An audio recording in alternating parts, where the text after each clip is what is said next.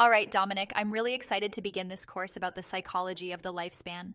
I understand there are students here who are both in the master's program as well as the certificate programs, so it's sure to generate great discussion. I agree, Fiona.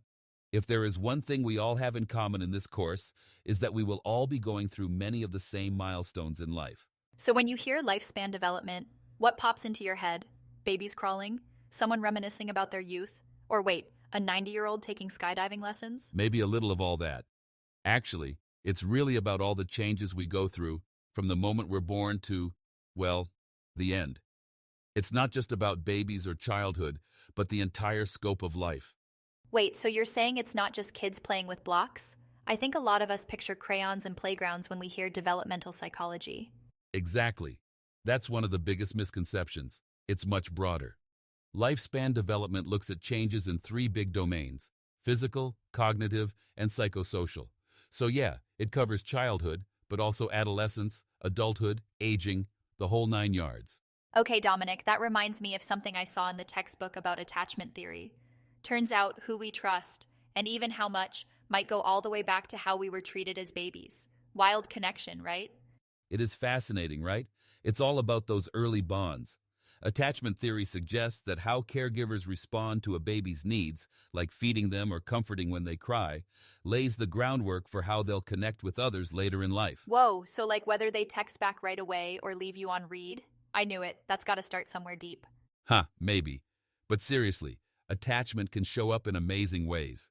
Kids develop a sense of trust or mistrust depending on those early experiences. And that trust echoes into their relationships as adults. Have you noticed how 20-somethings aren't jumping straight into careers or marriage? What's the deal there? Yeah, that's actually a societal shift psychologists are studying. Emerging adulthood, the phase between 18 and mid-20s, has become its own thing. It reflects how education, delayed independence, even cultural changes push back those traditional milestones. Totally makes sense. Like my cousin, the one still working through her master's program, basically says, adulting can wait, gotta find myself first. Exactly. It's a slow transition into full independence. Not necessarily a bad thing, it's just a new way of understanding development, but it means redefining adulthood, right? Yeah, sometimes I feel like we're all rebranding stages of life now. Gets you thinking about your own life, huh? How all the twists, turns, and, what'd you call it, big jumps come together. Right.